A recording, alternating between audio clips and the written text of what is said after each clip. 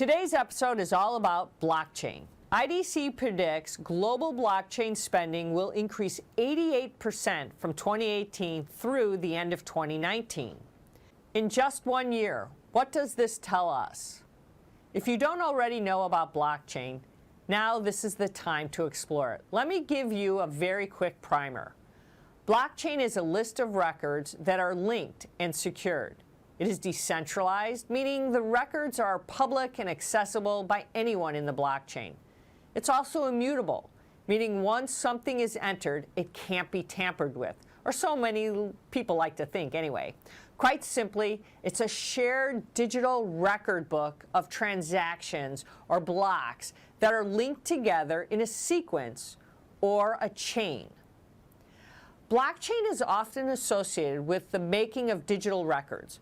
A transaction can be made with cryptocurrency, like something called a Bitcoin. Now, I know what you're already thinking. How will this impact all of us here in the construction industry specifically? Let's look at a couple of examples. One area that is ripe for innovation is the supply chain. We are seeing this in a lot of other industries such as retail and food. Walmart and IBM, for instance, have a partnership to track and trace throughout the entire supply chain, which is really very cool if you haven't seen it. But construction could adopt a very similar model. It could use blockchain to track construction supplies and even all of our payments. In fact, some construction companies abroad are already doing this. Australian-based ProBuild is tapping into a suite of blockchain applications to help track assets and streamline facility management. Supply chain and asset tracking is perhaps one of the biggest opportunities for blockchain in this construction industry. But let's look at a few more. Think about smart contracts. Construction is a highly regulated environment, which most of you already know, with multiple participating in a contract. But blockchain can ensure contracts are administered securely because all of the information is stored securely in blocks of data that are replicated on multiple servers and even computers. Now, really, I could name any document. I could think of purchase orders or work orders or inspection forms, and we could even throw in a model or two if we wanted to do that. These are all of the records that could potentially benefit from a decentralized blockchain. So why hasn't construction already kind of embraced the blockchain so far? Well, there's a number of reasons. For one, blockchain is still very kind of fast-moving, evolving target. And as a result, many companies are taking kind of a wait-and-see approach. But that's kind of an easy way out, as I like to say. Perhaps if you want to grow in your company and you want to really understand it, I think blockchain is a way you should learn, and it's a great option right now. Too often in our culture, and in North America, construction companies, we kind of sit on the sidelines and we take this wait and see until technology proves itself. But we need to kind of shift our thinking. Blockchain is actually a way of achieving the way of doing things a little differently. While we still haven't been able to achieve open standards, at this rate, blockchain, I think, is going to be maybe even leapfrogging our interoperability discussion. It makes you wonder, how are we going to implement blockchain and for our supply chains if we're still struggling to get our data out of all of our PDFs? But we need to have a real conversation about this today. Retailers are opting to adopt blockchain. And as we've noted earlier, even construction companies in other countries are embracing blockchain. We need to recognize the opportunities, overcome the hurdles, and determine the blockchain is right for our future technology investments. The most successful companies are betting on blockchain. Blockchain. I'm sure you've heard the word, and perhaps you've even understand what it means. But do you understand why it is important for your business and how it will impact it in the months to come? Let's address this now. My guest today is Daniel Cage, Managing Partner of the Cage Group and CEO of SpeedChain. Daniel, welcome to the show. Thank you. Thank you for having me. So let's talk about blockchain. What are some of the basics that the construction industry really needs to know? Well, first off, I think every industry certainly needs to understand, and more are, that blockchain and Bitcoin or cryptocurrency are not the same thing. And I think it's surprising kind of in 2019, but I think it's just something that we always try to start with, which is cryptocurrency was a big part of why blockchain was developed and one of the first real use cases. But at its, in its nature, it's turned into kind of a speculative industry where real business use cases that utilize blockchain are not that at all. It's using the distributed ledger, security and distribution of information to help businesses become more efficient. That's how the construction industry and many others should really view what blockchain is.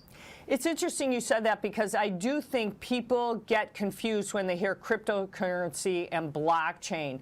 So let's go more into exactly what is blockchain, because I really think companies can really lean into the benefits of blockchain, because I think when you think about transactions, there's a lot of benefits for the construction industry. But yes, there's a lot of hurdles they have to overcome when they look at it. Let's talk a little bit more about what blockchain can mean to construction, specifically when we talk about transactions and things we do at the job site, from the job site actually to the office as well.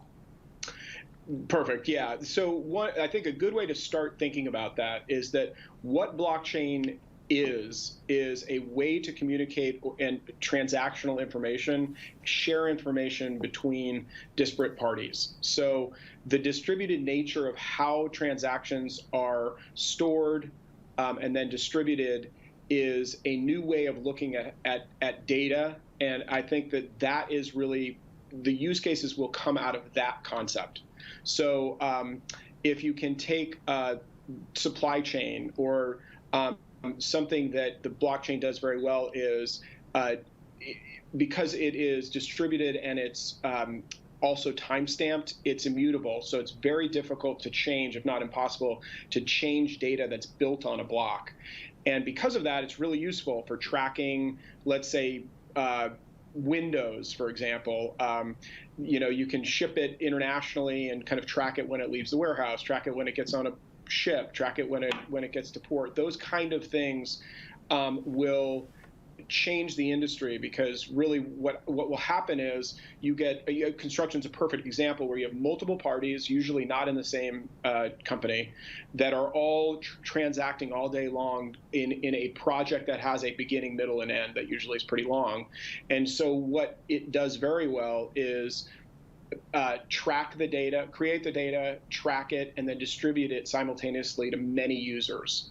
And I think that will ultimately be where all kind of the use cases come from. I do want to kind of add, though, that, as you know, the difference between innovation and implementation is huge. That's very true. And they are very different exercises. And so my feeling is that, there have been huge strides in construction software, over the last 10 years. And so those solutions will likely come from, blockchain solutions will likely come from the entities that are creating that, like a Procore. But it may be blockchain, and the end user may not even know it's blockchain. They just may see it in these advancements, or like, gosh, now I can go on my tablet or I can go on my cell phone and track this data, and it might be a blockchain. And these providers may just provide that for them. So let's go into more detail now when you talk about a transaction, because when there's a transaction, you are actually talking about who's making the transaction. You have to track the money, so to speak. So now we're talking about a Bitcoin or a cryptocurrency in people's mind. Where does that come into play? So that's where people start getting confused and saying, I don't want to be involved in this because now I'm concerned about who are the players.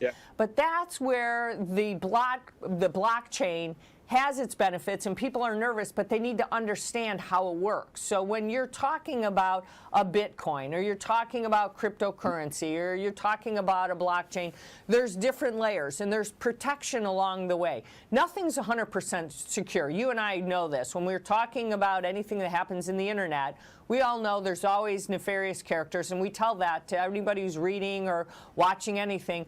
But with the blockchain, we have a lot more layers of security than we ever had before, correct?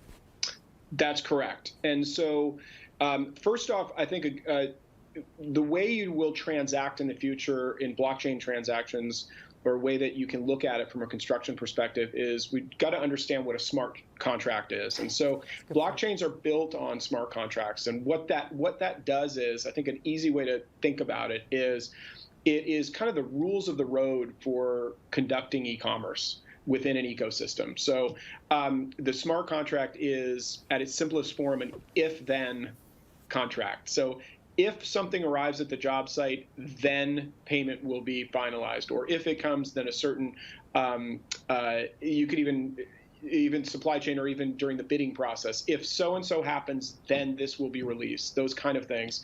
And I think that, so that is how a smart contract works. Now, they are very flexible and create a lot of security, because what will happen is, we call it, and I don't want to get too technical, but there's what's called auto clearing. So part of a smart contract will allow commerce to happen when an action happens, meaning it disintermediates or cuts out the need for a clearinghouse or some third entity that will get in the middle of a transaction. And so that adds security, because the less people that are involved with any one transaction, the better the security can be. The other real big advantage of smart contracts is it sets not only the rules of the road, but who gets to drive on that road. So when you were talking about more security, there are, it's I think useful to go back to what the negatives are in cryptocurrency and why people kind of don't trust it. I think one of the reasons is that originally the blockchain was built for anonymity. In fact, they used what they call DAO, which is the distributed anonymous organization of users. The way that modern business will now use blockchain is the opposite, where you're creating private ecosystems that know each other and have knowable members of the ecosystem, knowable data that you can reconcile later, and these rules of the road that are set out by smart contracts. And that's really where the security comes from a transactional standpoint. And then the last part of the security is just very basic, which is in a distributed architecture, there is no one monolithic database to hack.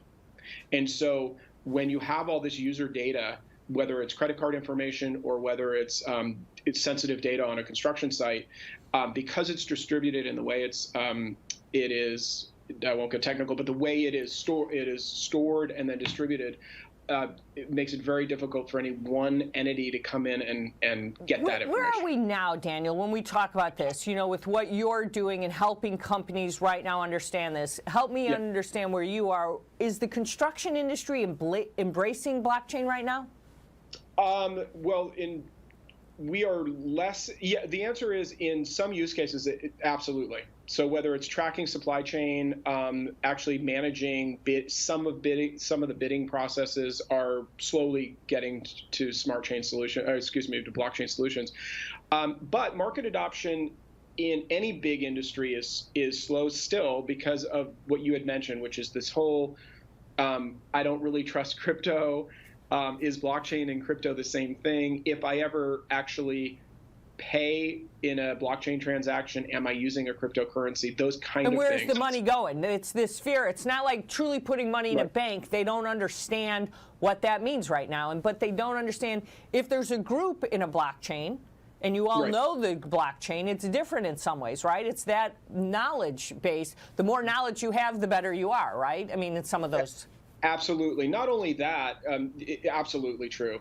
And even in addition to that, today, when they're saying where is the money going, there are fiat currency backed digital assets, which just means that you essentially pay into an ecosystem and you can perform e-commerce using a digital asset, but that's a digital asset that's really just a token to create ease of day-to-day commerce, but it's not a token like a Bitcoin that you could then just take out of that ecosystem and try to trade it with someone. It really is just a utility. It's like what we call a utility token that will just allow the blockchain to work more efficiently. There is no, in many ways, it's more secure because you're actually not transacting dollars every day. Are you helping companies really understand this as they kind of travel this journey of blockchain every day? Answer some of these questions. I have to imagine there's a lot of questions coming out because construction is slow to adopt. They take some things on. Once they do, they hug it. It's a bear hug to them. Other things, it's a little bit slower. Yeah, I mean, I think, construction is what, an $11 trillion business globally, and I think ranks somewhere around government as far as kind of where they are in efficiency with technology, even though there have been huge strides in technology software. So I think that it's balancing, and that's where I say innovation and implementation are very different. I think that the use cases that will really catch on in the construction industry and many others are the ones that are much more seamless to use. So if you make it complex or it adds a lot of steps, it just will never happen. I mean, there are still some problems, with construction sites, just getting people on the site on time, or just basic, construction safety issues that are still really prevalent. Really, I'm sure you do other segments on that. So I think that it's really identifying, and I actually challenge our own people, but also discuss it with our businesses that we help, is really finding use cases that we would call, a single instead of a grand slam. Like, find use cases that are implementable, that work, and that have a demonstrable value to a business cycle. And I think if you can do that, then you start trusting it more, you start using it for a little bit more each day, and it becomes much more a part of your day-to-day commerce. Daniel Cage, the managing partner of the Cage Group and CEO of SpeedChain, thank you so much for spending time with me. Thank you for having me. I hope you'll come back and we'll talk about blockchain and so much more in the future. Anytime.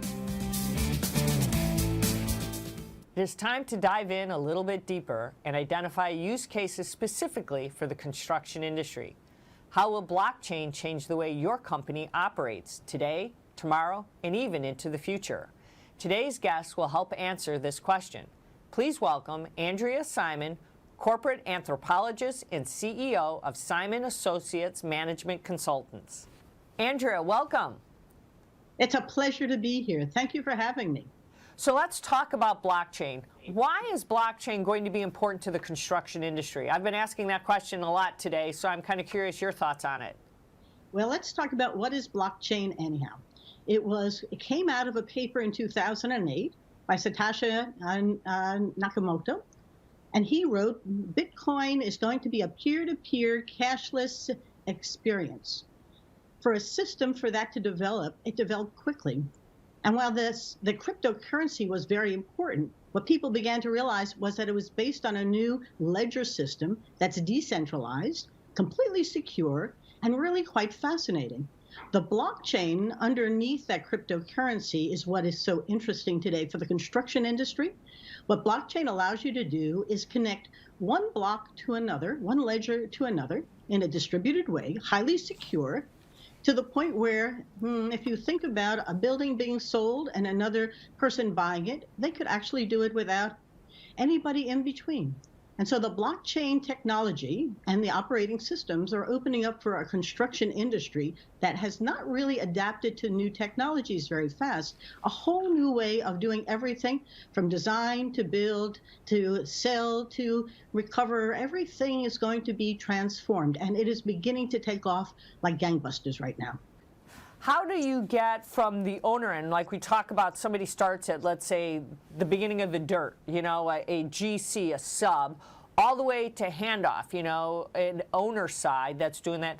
Where are we in that trusted source of truth that we talk about? you know, when we talk about technology, not everybody can afford technology. In a blockchain, is this going to be affordable that anybody in the construction process is going to be able to participate?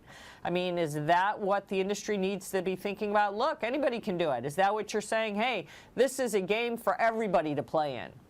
Playing field, a common playing field. You're asking a very philosophical question. As you know, when things come out and they're very expensive, think of your Tesla. It was a really expensive car, and then it became mass market, and I know lots of people who are driving around with it. So now the question for blockchain is, how do you go from something that is as unique to something mass? IBM has a blockchain system, and quite frankly, they have 400 companies, last I looked, who are all building blockchain on it. And Walmart is now putting blockchain, it's demanding blockchain from all of its food producers and is putting out a lot of patents now. It really sees blockchain as transformative. This is not little stuff. To your point about who will be able to afford it, if you can have a Venmo for practically no cost on your cell phone, and the only time you have a charge is when you put it back in the bank, it's not going to be an off-putting cost for anybody. So the question is, if you're a sub, the idea of you not wanting to learn or understand it, you need to start paying attention is my point. So everybody needs to at least pay attention. But is this going to be something that is not going to be long-lasting? I mean, technology comes and goes. Innovation comes and goes. Is blockchain here to stay? Is that what you're saying?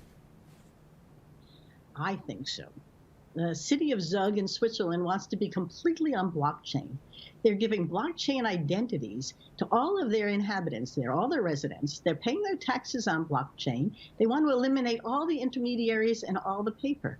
Dubai wants to be completely on blockchain. Now, so this isn't sort of an incremental improvement. I launched ATMs when I was a banker many years ago. And I remember people standing at the ATM saying, what will happen to my favorite teller? Well, there's still tellers there. And I know people who still don't use an ATM. There are a couple of them. But by and large, that transformed how you access cash. Now the question is, can I hold it in my cell phone and never, ever go to an ATM again? And then the question comes from there, well, where will I store that? What's my backup? And what's my warranty on it? So there's a fear factor. People have a wonderful way of hijacking good ideas. It's been slow to come out, but remember, it was 2008 when Nakamoto came out with Bitcoin. It's 11 years ago.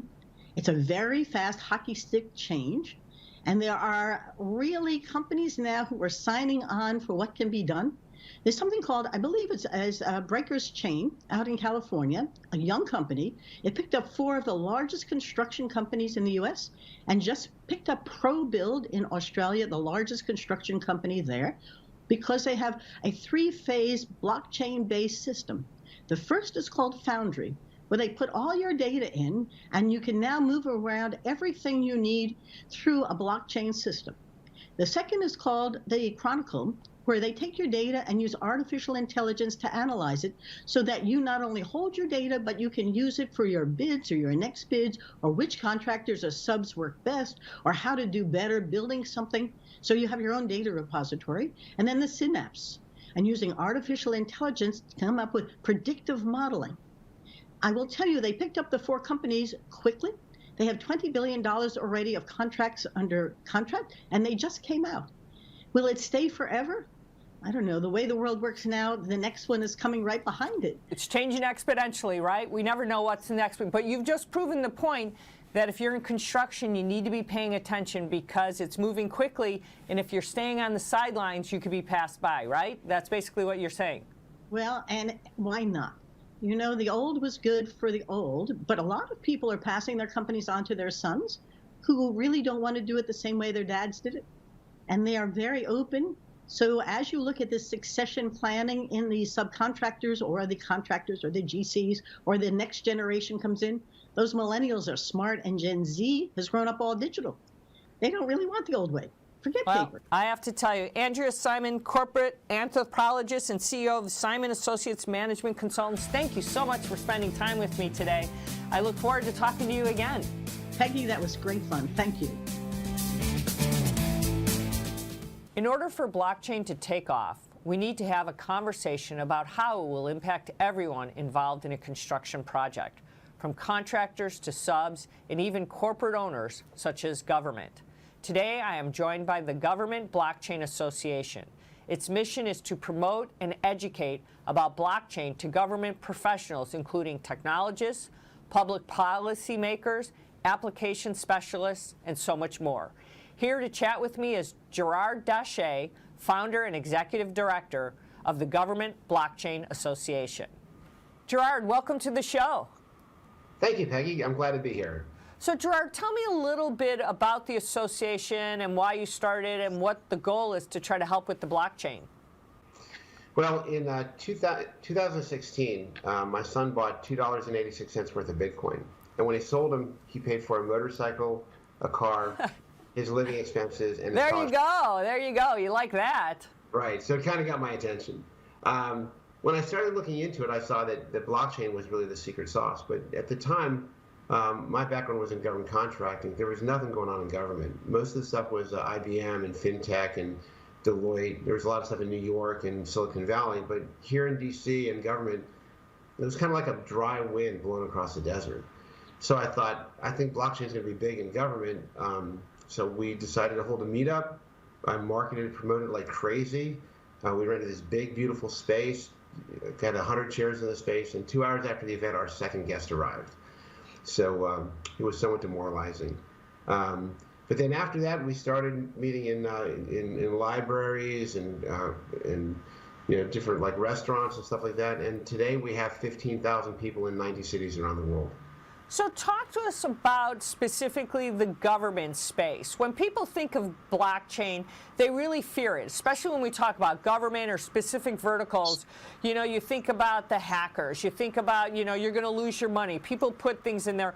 And we think about, people talk about, well, are these public? Are they private? How do you know what's happening? Can you walk me through what's the difference when people think about a public blockchain versus what's a private?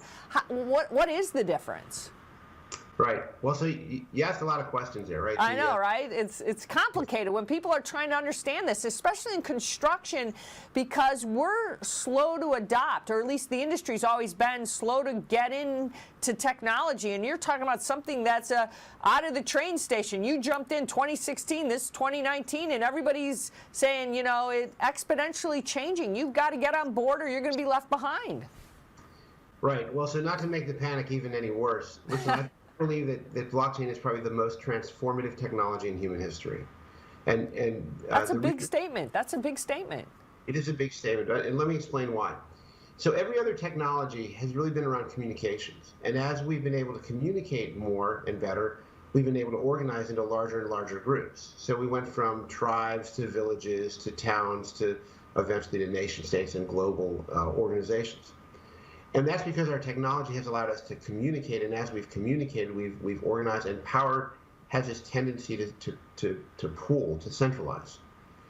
Blockchain technology is the first technology that reverses that trend. It's all about decentralization. It's all about taking this technology and reversing the concentration so that it really pushes power and concentration out to the margins. And that's why I say it's so fundamentally transformative. So let me get back to your question. And I'll talk about Bitcoin first because most people are at least familiar with that as a topic. What Bitcoin allows us to do is to move money peer-to-peer without a third party. And so what that means is, like the internet allows us to move information from person to person without having to go through the US mail system or a radio or a TV station, the internet allows people to do what you're doing right now is you don't have to go ask anybody else. You can create your own outlet and communicate directly. Well, Bitcoin does that with value. We couldn't do it with the internet because of the double spend problem, right? When you send me a message, you have a copy and I have a copy. What the blockchain, the Bitcoin protocol does is it allows us all to validate that this thing of value moves from me to you, and when you have it, I no longer have it. And so Bitcoin was one of the first applications of that, but we can move anything of value across a network like that and disintermediate third parties. We can put a contract, we can put a permit, a license, anything of value. Like, so for example, when we do real estate, I don't have to go to my county real estate office anymore, right? Because normally they would be the trusted third party that would manage the ownership of property. I can transfer that property from me directly to you. That completely disintermediates financial institutions, government institutions.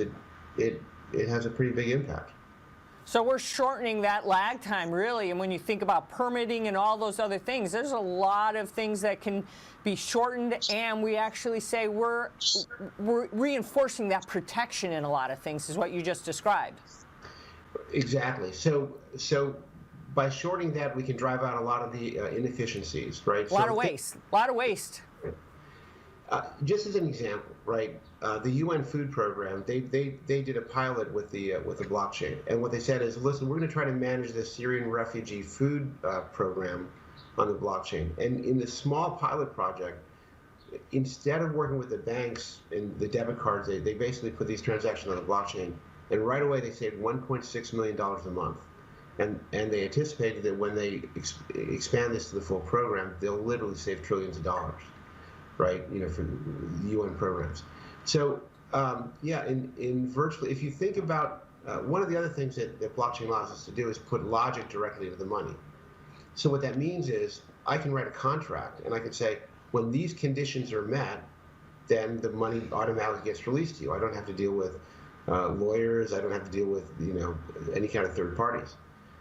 Insurance companies, right? Insurance companies are essentially putting their insurance premiums on the blockchain. So this will impact literally every industry or business that has to deal with the transference of value.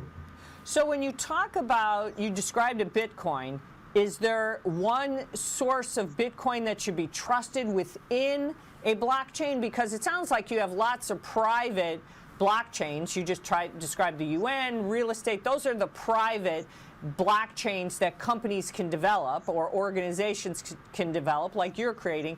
But within those, there's a Bitcoin transaction that makes those kind of tick and work, what you just described. So somebody watching this says, okay, now I'm starting to understand where that trusted source occurs. Is there one that's more trusted than the other that you say I should go to or not? So let me explain how the Bitcoin Trust Protocol works, because everything else kind of comes from that. So right now there's about 15,000 network computers on the blockchain network. These are called nodes, right? And what happens is when I transfer a Bitcoin from me to you, it gets validated by these 15,000 nodes. Once 51% of them say, yep, this is true, then everybody gets a copy of it and the transaction ledger is updated. So there's no one person or company that's in control.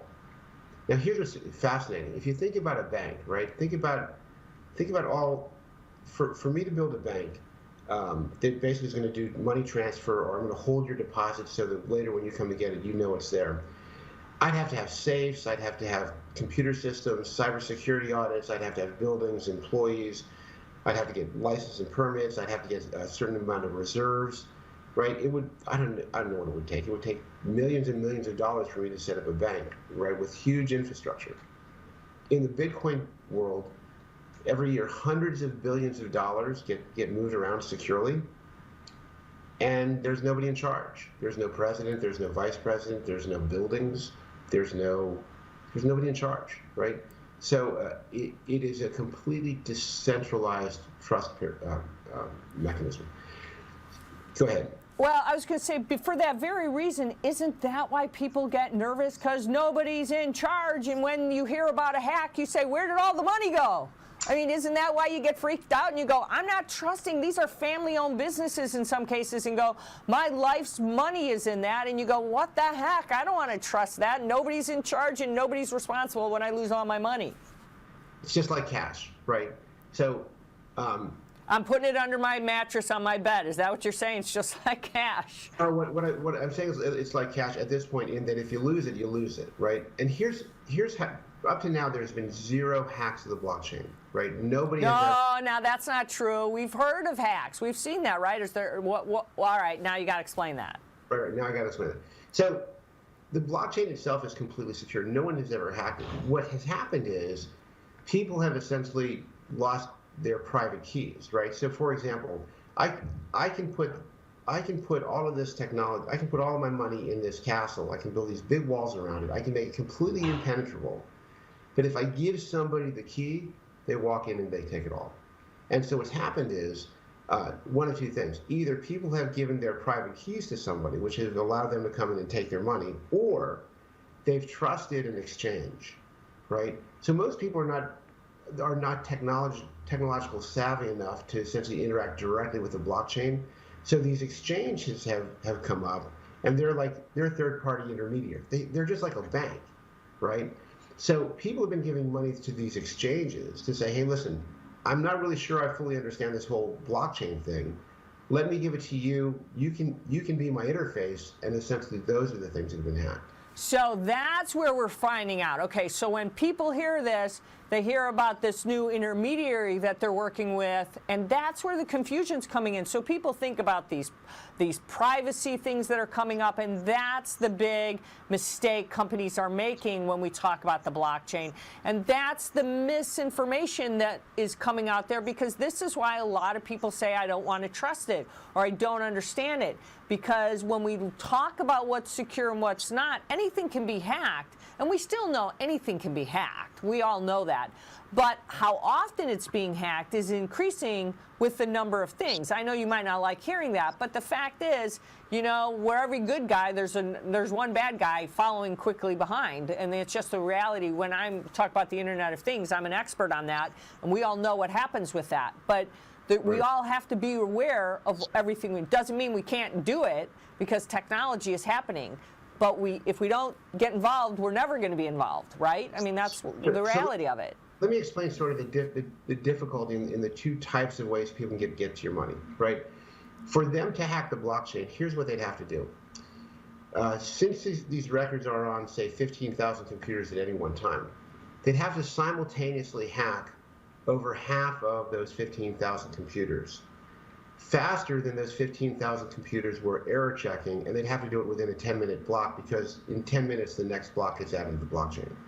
So if you had the computing power to find, identify, break into, and outsmart, right, half of 15,000 computers globally, right, then you got a shot, as long as you can get it done in 15 minutes. Now, or I can create a phony page that you come to that looks just like your exchange and say, go ahead and enter your username and password, and you do, and now I've got all your money.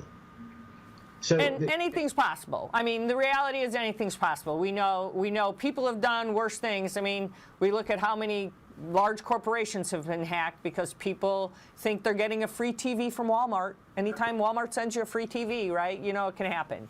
So looking at your organization, tell me what you're doing for your members right now.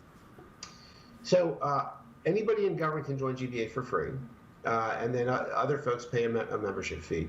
We have, like I said, we have about 15,000 people coming to events in 90 cities around the world. They come to get educated and informed about this technology. We have 50 different working groups, contract management, acquisition management, land titling, I mean, on and on and on. In the working groups, what happens is people in government come and they say, here's our problem, here's our challenge, here's our use case. And people in private industry say, here's our solution, here's our white paper, you know, here's our answer. And they do the solutioneering in those working groups, right? And then the government can go back to their contracting officer and they say, I need an RFP, here's my statement of work, here's my acquisition strategy, make sure you send it to these people. So what we do is we bring government and the private industry together, and we have a great relationship with the GSA. The GSA is probably one of the largest contractors for construction and real estate in the world. I have to tell you, Gerard Daché, founder and executive director of Government Blockchain Association, it's been great. I hope you'll come back and talk to us again. It's been a pleasure being with you. Thank you so much, Peggy.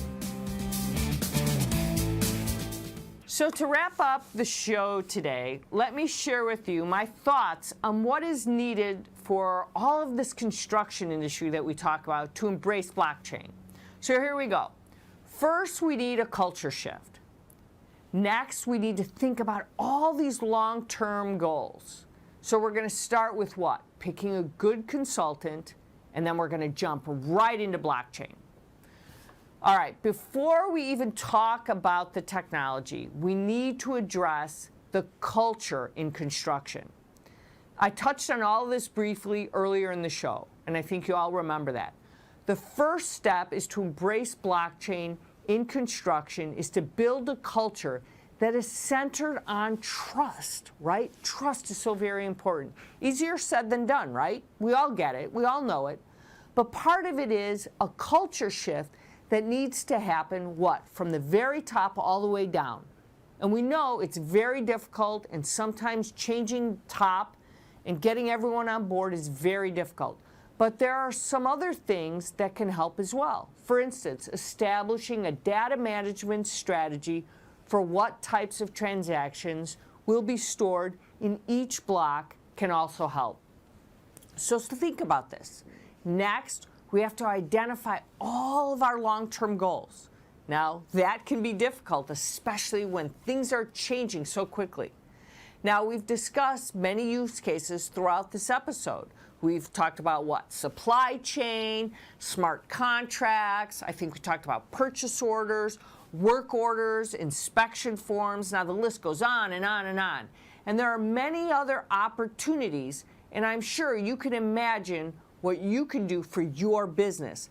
But the bottom line is we need to identify long-term goals first before we even start looking at the platforms and the technologies that are available.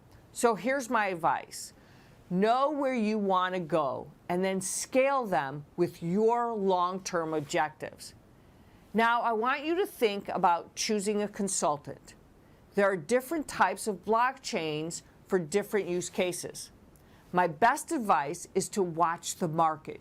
Keep an eye on what is happening with blockchain even before you jump right into it.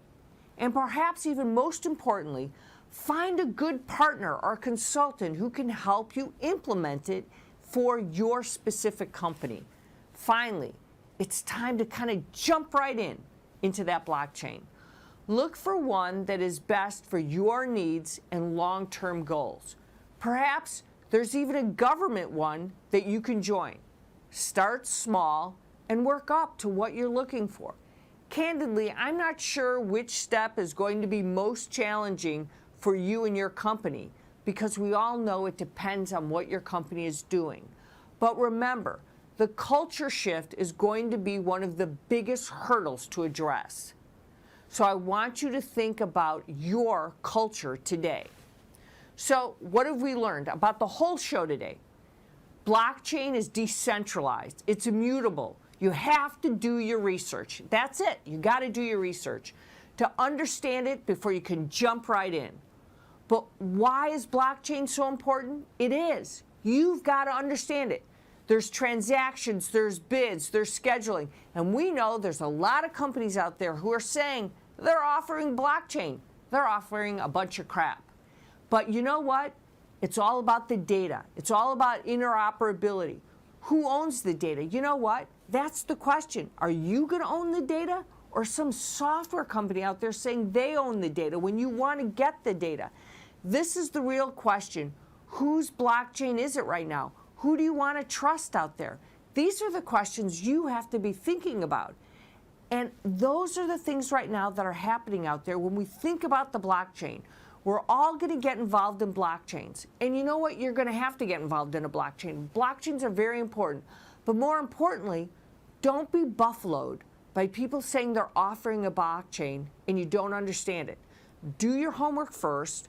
Make sure you understand it, and make sure you know where the data is, and make sure you understand the transactions. Because right now, technology is changing exponentially. And if you're not doing your homework, you're gonna be buffaloed, and not only buffaloed, you're gonna lose a lot of money. And thanks for watching Construct Tech TV, fierce advocates for construction.